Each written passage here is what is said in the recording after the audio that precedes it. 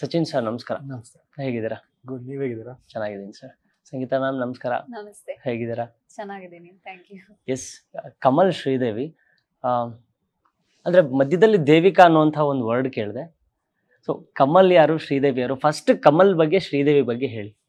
Kamal film ಒಳಗಡೆ ಒಬ್ಬ ಡೈರೆಕ್ಟ್ರು, ಒಬ್ಬ ಕನ್ನಡ ಪ್ರೇಮಿ, ಸಿನಿಮಾ ಮಾಡ್ತಾನೆ. ಸಿನಿಮಾ ಮಾಡಿ ಆ ಜರ್ನಿಲಿ ಆ ಔಟ್ಕಮ್ಮಿಂದ ಅವ್ನಿಗೇನು ಇಂಪ್ಯಾಕ್ಟ್ ಆಗಿರುತ್ತೆ, ಅದಾದಮೇಲೆ ಇವ್ರ ಕ್ಯಾರೆಕ್ಟರ್ನ ಮೀಟ್ ಮಾಡಿ ಆ ಜರ್ನಿ ಹೇಗೆ ಟ್ರಾವೆಲ್ ಆಗುತ್ತೆ, ಅದರಿಂದ ಆಗೋ ಕೆಲವೊಂದು ಪ್ರಾಬ್ಲಮ್ಗಳಿಂದ ಇನ್ನೊಂದಷ್ಟು ಕ್ಯಾರೆಕ್ಟರ್ನ ಮೀಟ್ ಮಾಡೋದು.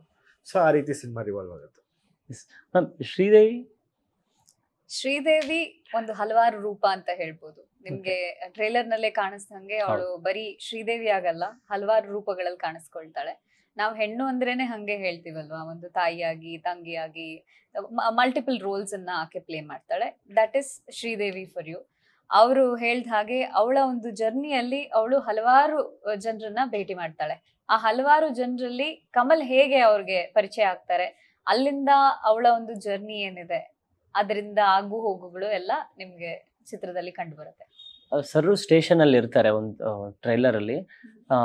ಅವಾಗ ರಘು ಶಿವಮೊಗ್ಗ ಸರ್ ಬಂದು ಒಂದು ಫೈಲ್ ಕೊಡ್ತಾರೆ. ಸರ್ ಇದು ದೇವಿಕಾ ಇನ್ಸಿಡೆಂಟ್ ಫೈಲ್ ಇದು ಅಂತಾರೆ. ಆ ದೇವಿಕಾ ಯಾರು ಅಂತ ಆಕ್ಚುಲಿ ದೇವಿಕಾ ನಮಗೂ ಗೊತ್ತಿಲ್ಲ. ದೇವಿಕಾ ಚಿತ್ರ ನೋಡಿದ್ಮೇಲೆ ಗೊತ್ತಾಗೋದು. ದೇವಿಕಾ ಅನ್ನೋ ವರ್ಡ್ ನೀವು ಕೇಳಿಸಿರುತ್ತೆ. ದೇವಿಕಾ ಯಾರು ಅನ್ನೋ ಕ್ವಶನ್ ಮಾರ್ಕ್ ನಿಮಗೆ ಬರಬೇಕು ಅಂತ ಅದು ಟ್ರೇಲರ್ ಇದೆ. ನಿಮಗೆ 19th ಅದಕ್ಕೆ ಉತ್ತರ ಸಿಗುತ್ತೆ. ಬಟ್ ಖುಷಿ ಆಯ್ತು, ನೀವು ಅಷ್ಟೊಂದು ಇನ್ ಡೆಪ್ತ್ ಯೋಚನೆ ಮಾಡಿದೀರಾ. ಡೆಫಿನೆಟ್ಲಿ ಸಿನಿಮಾ ಅಲ್ಲಿ ದೇವಿಕಾ ಅನ್ನೋರು ಯಾರು ಅಂತ ಗೊತ್ತಾಗತ್ತೆ. ಬಟ್ ಸದ್ಯಕ್ಕೆ ಶ್ರೀದೇವಿ ಮಾತ್ರ ನನಗೆ ಗೊತ್ತು. ಬಟ್ ಎಲ್ಲ ಕ್ಯಾರೆಕ್ಟರ್ಗಳಿಗೂ ಕೂಡ ಒಂದು ದೊಡ್ಡ ಆರ್ಕ್ ಇದೆ ಅನ್ಸುತ್ತೆ.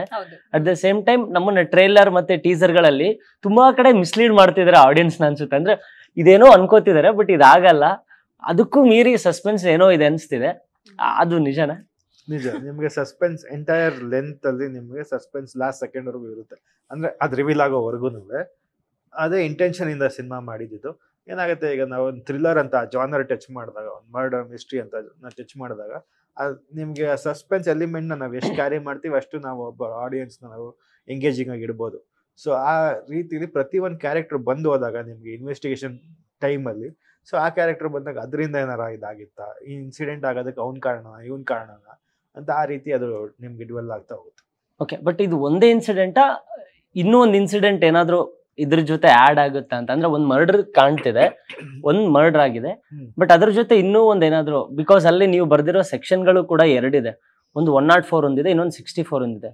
104 it's murder case, non bailable case ಅಂತ. 64 attempt to rape or rape something, rape and murder ಎರಡು ಇದೆಯಲ್ಲ. ಸೊ ನಮ್ಗೆ ಒಂದೇ ತೋರಿಸಿ ಇನ್ನೂ ಟ್ರೇಲರ್ ಇಷ್ಟೇ ತೋರಿಸಿರೋದು, ಸಿನಿಮಾದಲ್ಲಿ ತುಂಬಾ ಇದೆ. ಆಕ್ಚುಲಿ ಸಾರಿ, ಸಿನಿಮಾ ನಿಮ್ಗೆ ಟ್ರೇಲರ್ ತೋರಿಸಿರೋದು ನಿಮ್ಗೆ 5%, ಇನ್ನು 95% ಬಾಕಿ ಇದೆ. ಸೊ ಆ ಜರ್ನಿಲಿ ನಿಮ್ಗೆ ಹೋಗ್ತಾ ಹೋಗ್ತಾ ಗೊತ್ತಾಗುತ್ತೆ. ಅಂದ್ರೆ ಒಂದು ಇನ್ಸಿಡೆಂಟ್ ನ ಇನ್ವೆಸ್ಟಿಗೇಷನ್ ಇಂದ ಏನೇನ್ ಲೀಡ್ ಆಗತ್ತೆ, ಅದರಿಂದ ಅವ್ರು ಏನೇನ್ ಅನ್ರಾವೆಲ್ ಮಾಡ್ತಾರೆ ಅನ್ನೋದು ಹೋಗುತ್ತೆ.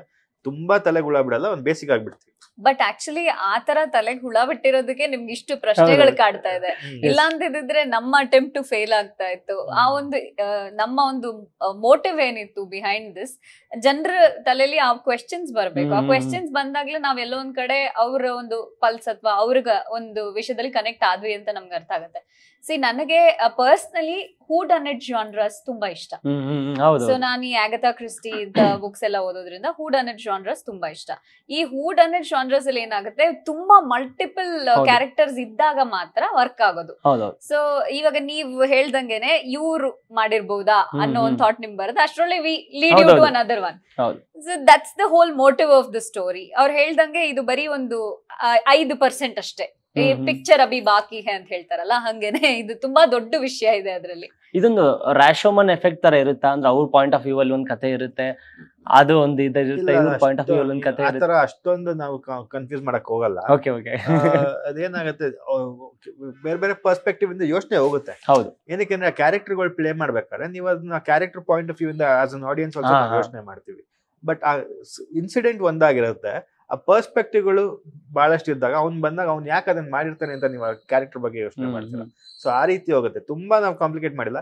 ನಮ್ಮ ಆಡ್ ಭಾಷೆಲಿ ನಾವು ಹೇಳ್ಬೇಕು ಅಂದ್ರೆ, ಒಂದು ಅನ್ನ ರಸಂ ಜೊತೆ ಈಗ ನಾನ್ ವೆಜ್ ತಿನ್ನೋರಿಗೆ ಒಂದು ಆಮ್ಲೆಟ್ ಒಂದು ಕಬಾಬ್ ಇದ್ರೆ ಹೆಂಗ್ ಖುಷಿ ಕೊಡುತ್ತೆ, ವೆಜ್ ತಿನ್ನೋರಿಗೆ ಒಂದು ಬಜ್ಜಿನೋ ಇನ್ನೊಂದು ಸಿಗುತ್ತೆ, ಅಷ್ಟು ನಾವು ಸರ್ವ್ ಮಾಡಿದೀವಿ. ಬಟ್ ಅದ್ ನೆಮ್ಮದಿಯಾಗಿ ಊಟ ಮಾಡ್ಕೊಂಡು ಹೊರಗಡೆ ಬರ್ಬೋದು. ಬಟ್ ಪರ್ಫೆಕ್ಟ್ ಮೀಲ್ ಇದೆ. ಫೀಡು ಮಾಡಿಲ್ಲ.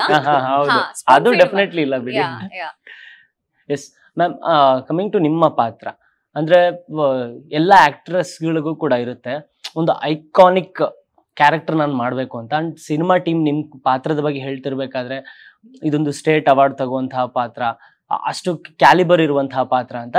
ಬಟ್ ಅದು ಆಡಿಯನ್ಸ್ಗೆ ಅಂದ್ರೆ ಎಸ್ಪೆಷಲಿ ಹೆಣ್ಮಕ್ಳಿಗೆ ಹೇಗೆ ಕನೆಕ್ಟ್ ಆಗುತ್ತೆ ಅಂತ ನಿಮ್ ಪ್ರಕಾರ? Because it may not be ideal, ಅದೊಂದು ಐಡಿಯಲ್ ಪಾತ್ರ ಆಗದೆ ಇದ್ರೂ ಕೂಡ ಅದ್ರಲ್ಲೂ ಕೂಡ ಕಲಿಯುವಂಥದ್ದು ತುಂಬಾ ಇರುತ್ತೆ. ಅಥವಾ ಅವಳ ಜರ್ನಿಲೂ ಕೂಡ ಒಂದು ಆಗು ಹೋಗುಗಳಾಗಿರ್ಬೋದು, ಅವಳು ಅನುಭವಿಸಿದಂತ ಸಿಚುವೇಶನ್ಗಳಾಗಿರ್ಬೋದು, ಅವಳು ಹೇಗೆ ಓವರ್ಕಮ್ ಮಾಡಿದ್ಲು, ಇದೆಲ್ಲವೂ ಕೂಡ ಇರುತ್ತೆ. ಸೊ ಇನ್ ಜನರಲ್ ಹೆಣ್ಮಕ್ಳಿಗೆ ಹೇಗೆ ಕನೆಕ್ಟ್ ಆಗುತ್ತೆ ನಿಮ್ಮ ಪಾತ್ರ? ಹೇಳ್ಬೇಕು ಅಂದಿದ್ದೆಲ್ಲ ನೀವು ಆಕ್ಚುಲಿ ಚೆನ್ನಾಗಿ ಕನ್ವೆ ಮಾಡಿದ್ರಿ. ಬಟ್ ಡೆಫಿನೆಟ್ಲಿ ತುಂಬಾ ಡಿಫ್ರೆಂಟ್ ಲೇಯರ್ಸ್ ಇರೋದ್ರಿಂದ ಶ್ರೀದೇವಿ ಹಲವಾರು, ನಾನು ಎಲ್ಲಾ ಹೆಣ್ಮಕ್ಳಿಗೂ ಜೆನೆರಿಕ್ ಆಗಿ ನಾನು ಹೇಳಕ್ ಆಗಲ್ಲ ಕನೆಕ್ಟ್ ಆಗತ್ತೆ ಅಂತ. ಬಟ್ ಡೆಫಿನೆಟ್ಲಿ ನಮ್ಮಲ್ಲಿ ಕೆಲವೊಂದು ಹೆಣ್ಮಕ್ಳು ಇರ್ತಾರೆ, ಅವ್ರು ತಗೊಳ್ಳುವಂತ ಡಿಸಿಷನ್ಸ್ ಆಗಿರ್ಬೋದು, ಅವ್ರಿಗೆ ಬರುವಂತ ಸಿಚುವೇಶನ್ಸ್ ಆಗಿರ್ಬೋದು, ಅದನ್ನ ಅವರು ಆ ಒಂದು ಪರಿಸ್ಥಿತಿಲಿ ಇದ್ದಾಗ ಹೇಗೆ ಫೇಸ್ ಮಾಡ್ತಾರೆ, ಅಥವಾ ನಾನೇ ಆ ಪರಿಸ್ಥಿತಿಲಿ ಇದ್ದಾಗ ನಾನು ಯಾವ ರೀತಿ ಡಿಸಿಷನ್ಸ್ ತಗೊಂಡ್ರೆ ಅದಕ್ಕೊಂದು ಔಟ್ಕಮ್ ಹೆಂಗಿರತ್ತೆ, ಇದೆಲ್ಲ ವಿಚಾರಗಳನ್ನ ಹೆಣ್ಮಕ್ಳ ಮೈಂಡ್ ಅಲ್ಲಿ ಒಂದು ಥಾಟ್ಸ್ ತರ ಖಂಡಿತವಾಗ್ಲೂ ಸಿನಿಮಾ ನೋಡಿದ ನಂತರ ಅರ್ಥ ಆಗತ್ತೆ. ನನಗೆ ಸಿನಿಮಾ ಅವರು ಎಕ್ಸ್ಪ್ಲೇನ್ ಮಾಡುವಾಗ ಹಲವಾರು ವಿಷಯಗಳು ಆರ್ಟಿಸ್ಟ್ ಆಗಿ ನಾನು ಯೋಚನೆ ಮಾಡ್ತೀನಿ, ಹೇಗೆ ಜನ ಇದನ್ನ ಪರ್ಸೀವ್ ಮಾಡ್ತಾರೆ. ಇವಾಗ ಇದು ಕನ್ವೆ ಮಾಡೋವಾಗ್ಲೂ ಅಷ್ಟೇನೆ. ಸೊ ಶ್ರೀದೇವಿ ಪಾತ್ರಕ್ಕೆ ಒಂದು ಥಿನ್ ಲೈನ್ ಇದೆ, ನಾವ್ ಅದನ್ನ ತುಂಬಾ ಎಕ್ಸ್ಟ್ರೀಮ್ ಆಗೂ ಹೋಗಕ್ಕಾಗಲ್ಲ. ಯಾಕೆಂದ್ರೆ there are so many emotions, ನಾವ್ ಅದನ್ನ ಹರ್ಟ್ ಮಾಡ್ತೀವಿ ಕೆಲವೊಂದ್ಸಲ, ಅಥವಾ ನಮ್ಗೆ ಗೊತ್ತಿಲ್ಲದೆ ಅದು ಬೇರೆ ರೀತಿ ಕನ್ವೆ ಆಗ್ಬಿಡತ್ತೆ. ಆ ಒಂದು ವಿಚಾರದಲ್ಲಿ ಐ ಮಸ್ಟ್ ಸೇ ನಮ್ಮ ಟೀಮ್, ಇವಾಗ ಸಚಿನ್ ಆಗಿರ್ಬೋದು ಅಥವಾ ರಾಜ್ ಅವರಾಗಿರ್ಬೋದು, ಇವರು ಪ್ರೀ ಪ್ರೊಡಕ್ಷನ್ ವರ್ಕ್ ಅಲ್ಲಿ ಹಾಕದಂತ ಥಾಟ್ ಪ್ರೋಸೆಸ್ ಏನಿದೆ, ಅದು ನಿಮ್ಗೆ ಈ ಒಂದು ಟ್ರೈಲರ್ ಅಲ್ಲಿ ಒಂದು ಹೆಣ್ಣನ್ನ ಆ ರೀತಿ ನೋಡಿದಾಗ ನಿಮ್ಗೊಂದು ಅಸಹ್ಯ ಬರಲ್ಲ.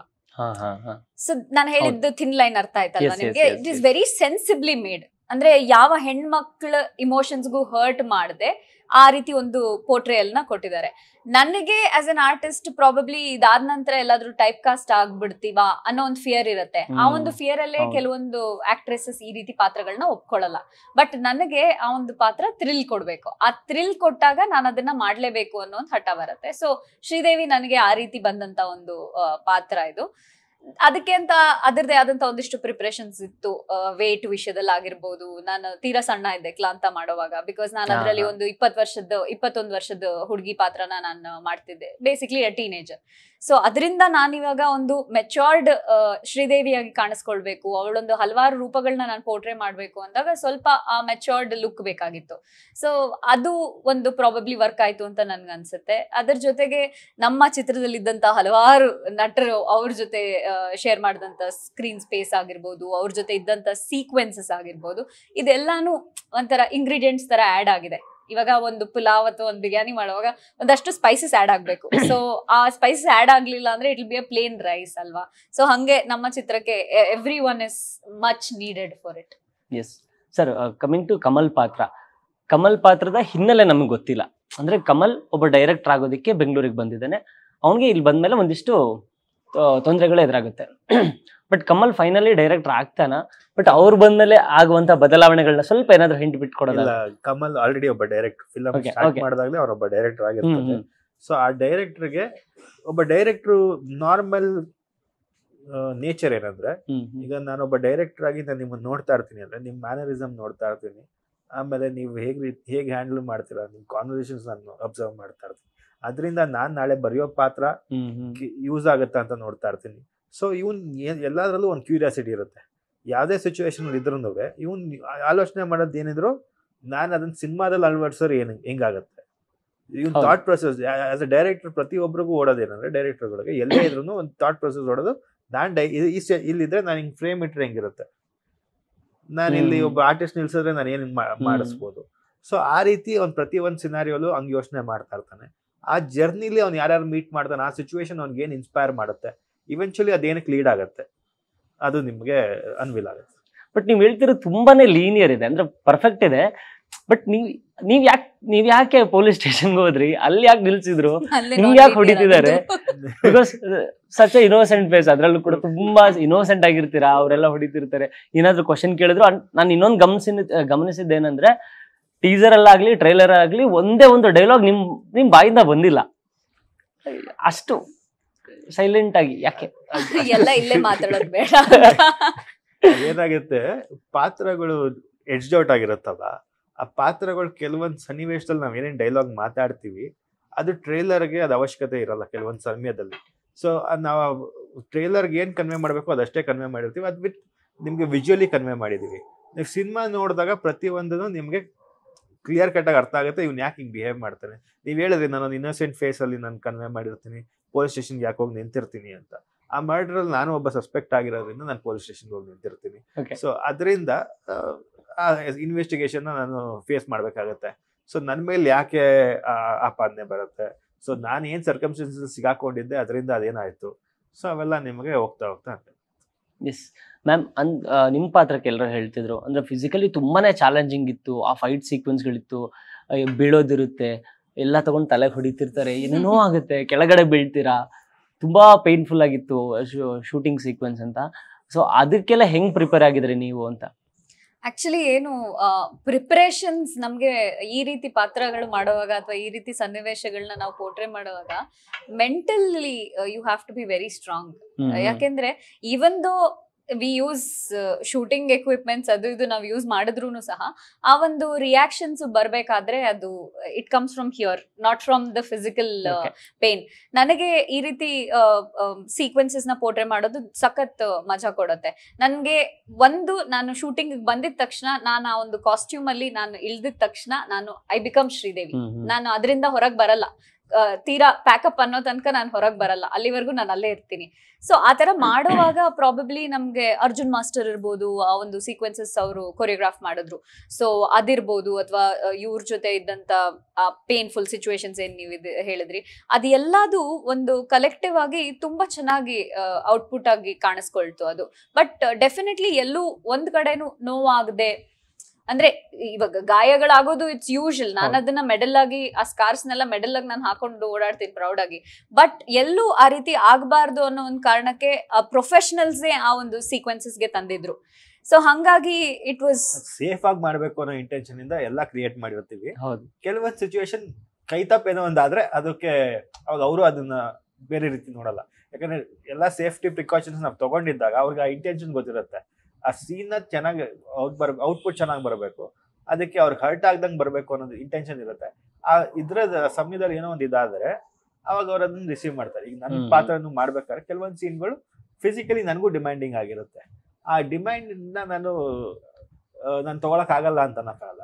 ಅದು ಆ ಪಾತ್ರಕ್ಕೆ ಅದು ಎಸೆನ್ಷಿಯಲ್ ಆಗಿರುತ್ತೆ. ಅವತ್ತು ಅದನ್ನ ನಾನು ಅದನ್ನ ಪೋರ್ಟ್ರೇ ಮಾಡ್ಲೇಬೇಕಾಗಿರುತ್ತೆ. ಸೊ ಅದು ಎಲ್ಲ ಆಕ್ಟರ್ನು ಅದಕ್ಕೆ ಖುಷಿಯಾಗಿ ಅದನ್ನ ಮಾಡ್ತಾರೆ. ನಾನೇ ಅಂತಲ್ಲ, ಯಾರೇ ಆಕ್ಟರ್, ಇವರೇ ಆಗಿರ್ಬೋದು ಅಥವಾ ಯಾರೇ ಆಗಿರ್ಬೋದು, ಆ ಪಾತ್ರಕ್ಕೆ ಹೋದ ತಕ್ಷಣ ಎಲ್ಲರೂ ಸೆಲ್ಫ್ಲೆಸ್ ಆಗ್ಬಿಡ್ತಾರೆ. ಪರ್ಸನಲ್ ಆಗಿ ನನ್ಗೆ ಸಚಿನ್ ಆಗಿ ನನ್ಗೊಂದಷ್ಟು ಚಾಯ್ಸ್ ಇರ್ಬೋದು, ಸಂಗೀತ ಆಗಿ ಅವ್ರಿಗೊಂದಷ್ಟು ಚಾಯ್ಸ್ ಆಗಿರ್ಬೋದು. ಬಟ್ ಕ್ಯಾಮ್ರಾ ಮುಂದೆ ನಿಂತ ತಕ್ಷಣ ಆ ಚಾಯ್ಸಸ್ ಎಲ್ಲ ಹೊಟ್ಟೋಗ್ಬಿಟ್ಟು ನಮ್ಗೆ ಆ ಪಾತ್ರ ಏನ್ ಡಿಮ್ಯಾಂಡ್ ಮಾಡುತ್ತೆ ಅಲ್ಲಿ ನಾವು ತುಂಬಾ ಸೆಲ್ಫಿಶ್ ಆಗ್ತೀವಿ. ನನ್ಗೆ ಪಾತ್ರದಲ್ಲಿ ಇದ್ ಮಾಡಿದ್ರೆ ನನ್ಗೆ ಇನ್ನೊಂದೆರಡು ಎಕ್ಸ್ಟ್ರಾ ಚಪ್ಪಾಳೆ ಬೀಳುತ್ತೆ, ನಾನು ಇದ್ ಮಾಡ್ತೀನಿ ಅಂತ ನಾವು ಶುರು ಮಾಡ್ತೀವಿ. ಸೊ ಆ ಮೋಟಿವೇಶನ್ ಇಂದ ಎಲ್ಲ ನಾವು ಇನ್ವಾಲ್ವ್ ಆಗ್ತೀವಿ. ಪರ್ಸನಲಿ ನಿಮ್ಗೆ ಎಷ್ಟು ಖುಷಿ ಕೊಡ್ತು ಈ ಕಮಲ್ ಪಾತ್ರ? ಬಿಕಾಸ್ ಒಂದು ಸಣ್ಣ ಗ್ಯಾಪ್ ನಂತರ ಬರ್ತಿದಾರ, ಒಂದು ನಿಜವಾಗ್ಲೂ ಒಂದು ಕಂಟೆಂಟ್ ಥ್ರೂ ಜನನ ರಂಜಿಸ್ಬೇಕು ಅನ್ನುವಂತಹ ಸಿನಿಮಾ ಅಂತೂ ಖಂಡಿತ ಗೊತ್ತಾಗ್ತಿದೆ. ನಿಮ್ಗೆ ಎಷ್ಟು ಖುಷಿ ಕೊಡ್ತು ಸರ್ ಈ ಪಾತ್ರ? ನನಗೆ ತುಂಬಾ ಖುಷಿ ಕೊಟ್ಟಿದ್ದ ಪಾತ್ರ. ಏನಕ್ಕೆ ಅಂದ್ರೆ ಕಂಟೆಂಟ್ ಥ್ರೂ ಬರಬೇಕು ಅನ್ನೋದು ಒಂದು ಕ್ಲಾರಿಟಿ ಇದ್ದಿದ್ರಿಂದ ಆಲ್ವೇಸ್ ನಾನು ನಂಬಿರೋದು ಕಂಟೆಂಟ್ ಗೆದ್ದಾಗ ಒಂದು ಎಂಟೈರ್ ಸಿನಿಮಾ ಗೆದ್ದಾಗ ಒಬ್ರಿಗೂ ಅದ್ರ ಎಲಿವೇಶನ್ ಸಿಗುತ್ತೆ. ಸೊ ಒಂದು ಹೀರೋ ಓರಿಯೆಂಟೆಡ್ ಸಿನಿಮಾ ಆಗಿರ್ಬೋದು ಅಥವಾ ಯಾರೋ ಒಬ್ಬ ಪರ್ಟಿಕ್ಯುಲರ್ ಪಾತ್ರ ಓರಿಯೆಂಟೆಡ್ ಸಿನಿಮಾ ಆದಾಗ ಜನಕ್ಕೆ ನಾವು ರೀಚ್ ಆಗೋದಕ್ಕೂ ಅದು ಬೇರೆ ರೀತಿ ಆಗುತ್ತೆ. ಒಂದು ಜನ ನನ್ನ ಒಪ್ಪದ ಮೇಲೆ ನಾನು ಹೀರೋ ಓರಿಯೆಂಟೆಡ್ ಸಿನಿಮಾ ಮಾಡಕ್ಕೂ ಇವತ್ತು ಸಿನಿಮಾ ಮಾಡೋಕ್ಕೂ ಡಿಫ್ರೆನ್ಸ್ ಇರುತ್ತೆ. ಇವತ್ತು ನಾನು ಆಸ್ ಒಬ್ರು ಆಡಿಯನ್ಸ್ನ ನಾನು ಆಕ್ಟಿಂಗ್ ಇಂದ ನಾನು ಕನ್ವಿನ್ಸ್ ಮಾಡ್ಬೇಕಾಗುತ್ತೆ. ನಾನೊಬ್ಬ ಆಕ್ಟರ್ ಆಗಿ ಕನ್ವಿನ್ಸ್ ಮಾಡಿದ ಮೇಲೆ ನಾನು ಹೀರೋ ಓರಿಯೆಂಟೆಡ್ ಸಿನಿಮಾ ಮಾಡಿದಾಗ ಅವ್ರು ರಿಸೀವ್ ಮಾಡಕ್ಕೆ ರೆಡಿ ಇರ್ತಾರೆ. ನಾನು ಡೇ ಒನ್ನೇ ನಾನು 100 ಜನ ಕೊಡಿತೀನಿ, 2 hours ಲೆಂತ್ ಸಿನಿಮಾ 1.5 ಗಂಟೆ ನಾನೇ ಇರ್ತೀನಿ ಅಂದ್ರೆ ಅದನ್ನ ರಿಸೀವ್ ಮಾಡಕ್ ಜನ ರೆಡಿ ಇರಲ್ಲ. ಅದು ಅವಾಗ ಏನಾಗುತ್ತೆ, ನನ್ನ ಕಂಟೆಂಟ್ ಥ್ರೂ ಹೋದಾಗ ಜನಕ್ಕೆ ನನ್ನ ಸಿನಿಮಾದಲ್ಲಿ ಮಾಡಿರೋ ಪಾತ್ರ ಅವ್ರು ಕನೆಕ್ಟ್ ಆಗ್ತಾ ನನ್ನನ್ನು ಇಷ್ಟಪಡಕ್ಕೆ ಶುರು ಮಾಡ್ತಾರೆ. ಸೊ ಆ ಪ್ರೋಸೆಸ್ಸಿಗೆ ನಾವೇನ್ ಮಾಡ್ಬೇಕು, ಆ ಆ ಪಾತ್ರಗಳನ್ನ ಬಿಲ್ಡ್ ಮಾಡ್ಬಿಟ್ಟು ಆ ಪಾತ್ರಗಳನ್ನ ನಾವು ಪ್ಲೇ ಮಾಡ್ಬೇಕು. ಸೊ ಈ ಕ್ರೈಮ್, ಮರ್ಡರ್, ಈ ಸಸ್ಪೆಕ್ಟ್ಸ್ ಇದೆಲ್ಲರ ಮಧ್ಯೆ ಒಂದು ಲವ್ ಸ್ಟೋರಿ. ಸೊ ಆ ಲವ್ ಸ್ಟೋರಿ ಎಲ್ಲ ಹೆಂಗ್ ಮೂಡ್ ಬಂತು? ಆಮೇಲೆ ನೀವು ಅಲ್ಲ ಹೂವಿನ ಮಾರ್ಕೆಟ್ ಎಲ್ಲ ಓಡಾಡ್ತಿದ್ದು ಆ ಸೀಕ್ವೆನ್ಸ್ಗಳೆಲ್ಲ ತುಂಬಾನೇ ಫ್ಯಾಂಟಾಸ್ಟಿಕ್ ಮ್ಯಾಮ್. ಆಕ್ಚುಲಿ ಆ ಲವ್ ಸ್ಟೋರಿ ನೋಡ್ಬೇಕು ಅಂದ್ರೆ ನೀವು ಚಿತ್ರನೇ ನೋಡ್ಬೇಕಾಗತ್ತೆ. ಯಾಕಂದ್ರೆ ನಿಮ್ಗೆ ಅದು ಪ್ರಾಬಬ್ಲಿ ಸಾಂಗ್ ಅಲ್ಲಿ ಇರುವಂತ ವಿಜುವಲ್ಸ್ ಇಂದ ಯು ಆರ್ ಕನ್ಸಿಡರಿಂಗ್ ಅಲ್ವಾ, ಇದು ಬೇರೆ ರೀತಿನೇ ಒಂದು ತಿರುವು ತಗೊಳತ್ತೆ. ಸಿ ಲವ್ ಅಂದ್ರೆ ಬರೀ ಒಂದು ಹುಡುಗ ಹುಡುಗಿ ಜೊತೆಗೆ ಓಡಾಡಿದಾಗ ಅಥವಾ ಯುನೋ ಡೇಟ್ಸ್ ಹೋಗಿ ಆತರ ಒಂದು ಲವ್ ಸ್ಟೋರಿ ಅಲ್ಲ. There is a deep relationship other than love stories, you know that is also called love. ಆ ಒಂದು ಫಾರ್ಮ್ಯಾಟ್ ಆಫ್ ಲವ್ ನ ಇಲ್ಲಿ ಎಕ್ಸ್ಪ್ಲೋರ್ ಮಾಡಿದೀವಿ. ಅದು it takes a lot of maturity as a filmmaker to explore such. So ಇಷ್ಟು deep ಆಗಿ ನಾನು ಪ್ರೀಚಿ ಆದ್ರೆ ಸಿನಿಮಾ ನೋಡಿದಾಗ ಸಿನಿಮಾ ತುಂಬಾ ಸಿಂಪಲ್ ಆಗಿದೆ, ನಿಮ್ಗೆ ಪ್ರತಿಯೊಬ್ಬರಿಗೂ ಕನೆಕ್ಟ್ ಆಗುತ್ತೆ, ಪ್ರತಿಯೊಬ್ರು ಎಂಜಾಯ್ ಮಾಡ್ತಾರೆ.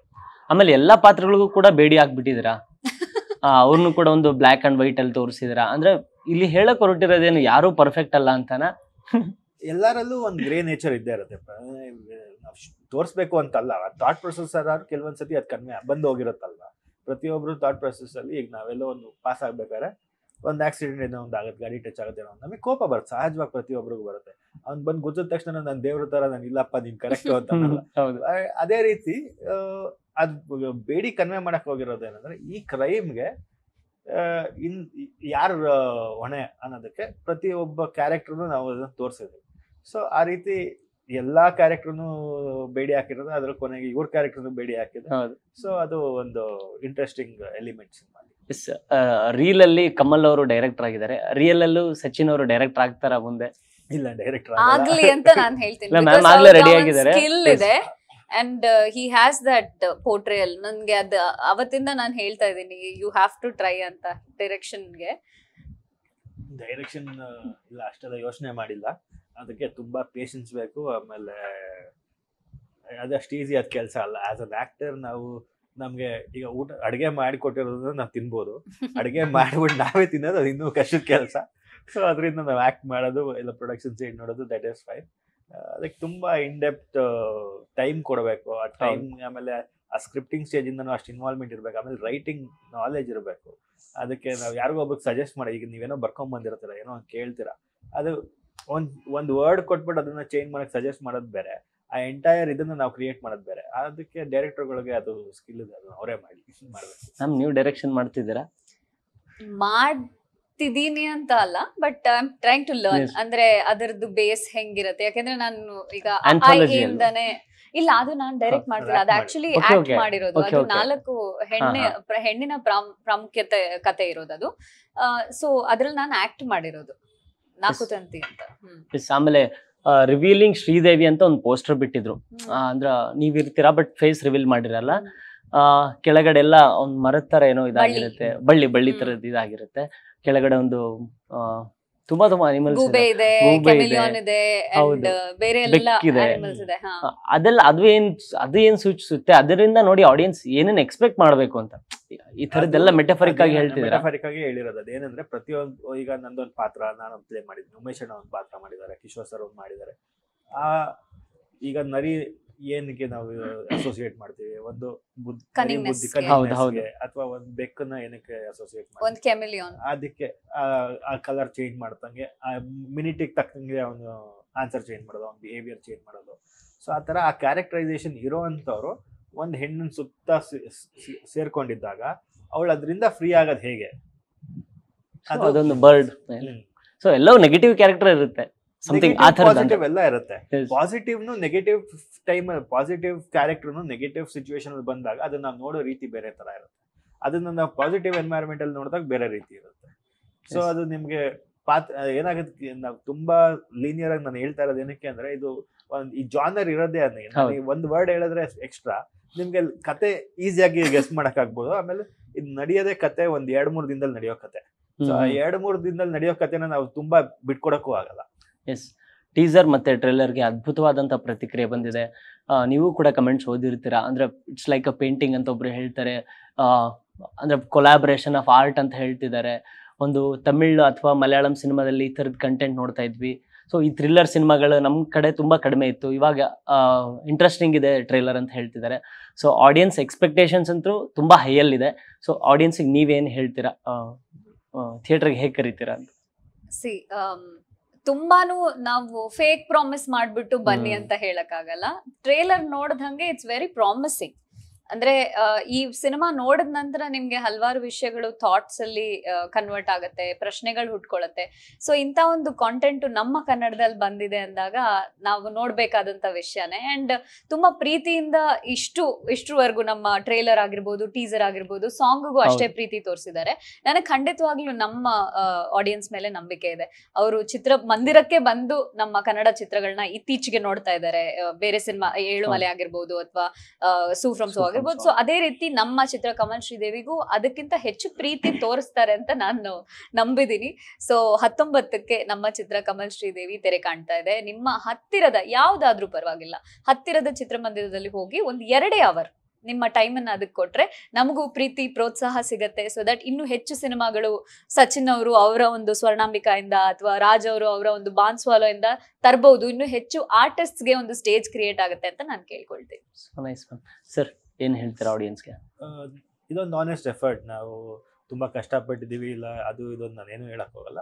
ಇದೊಂದು honest effort from the entire team. ನನ್ನ ಒಬ್ಬರಿಂದ, ಸಂಗೀತ ಒಬ್ಬರಿಂದ ಅಲ್ಲ, ಎಲ್ಲರೂ ಅವ್ರವ್ರ ಕೆಲಸನ ಅಚ್ಚುಕಟ್ಟಾಗಿ ಮಾಡಿದ್ದಾರೆ. ಪ್ರತಿಯೊಬ್ಬರು ನಮ್ಮ ಮ್ಯೂಸಿಕ್ ಡೈರೆಕ್ಟರ್ ಕೀರ್ತನ್ ಆಗಿರ್ಬೋದು, ನಮ್ಮ ಕ್ಯಾಮ್ರಾಮನ್ ನಾಗೇಶ್ ಸರ್ ಆಗಿರ್ಬೋದು, ನಮ್ಮ ಡೈರೆಕ್ಟರ್ ಸುನಿಲ್ ಅವ್ರು ಆಗಿರ್ಬೋದು, ನಮ್ಮ ಕ್ರಿಯೇಟಿವ್ ಹೆಡ್ ರಾಜವರ್ಧನ್ ಅವ್ರು ಆಗಿರ್ಬೋದು, ಎಲ್ಲ ಆರ್ಟಿಸ್ಟ್ ಕೂಡ. ಸೊ ಅದಕ್ಕೆ ಯಾವಾಗ ನಮಗೆಲ್ಲ ಸಮಾಧಾನ ಆಗೋದು ಅಂದರೆ, ನೀವು ಥಿಯೇಟ್ರಿಗೆ ಬಂದು ಸಿನಿಮಾ ನೋಡಿದಾಗ ನಿಮ್ಗೆ ಇಷ್ಟ ಆದರೆ ಅದಕ್ಕಿಂತ ಖುಷಿ ಇಲ್ಲ. ಇಷ್ಟ ಆಗಿಲ್ಲ ಅಂದರೆ ನಾವು ಕಿತ್ಕೊಂಡು ನಾಳೆ ದಿನ ಅದನ್ನು ಇಂಪ್ಲಿಮೆಂಟು ಮಾಡ್ತೀವಿ. ಸೊ ಥಿಯೇಟ್ರಿಗೆ ಬಂದು ನಿಮ್ಗೆ ಇಷ್ಟ ಆದರೆ ಅದನ್ನ 4 ಜನಕ್ಕೆ ಹೇಳಿ, ಇಷ್ಟ ಆಗಿಲ್ಲ ಅಂದರೆ ನಮಗೆ ಹೇಳಿ, ತಿತ್ಕೋತೀವಿ. Yes, all the very best ನಿಮಗೂ ಮತ್ತು ನಿಮ್ಮ ಇಡೀ ತಂಡಕ್ಕೂ. ಒಂದು ಒಳ್ಳೆಯ ಪ್ರಯತ್ನ ಅಂತ ಡೆಫಿನೆಟ್ಲಿ ಅನಿಸ್ತಿದೆ.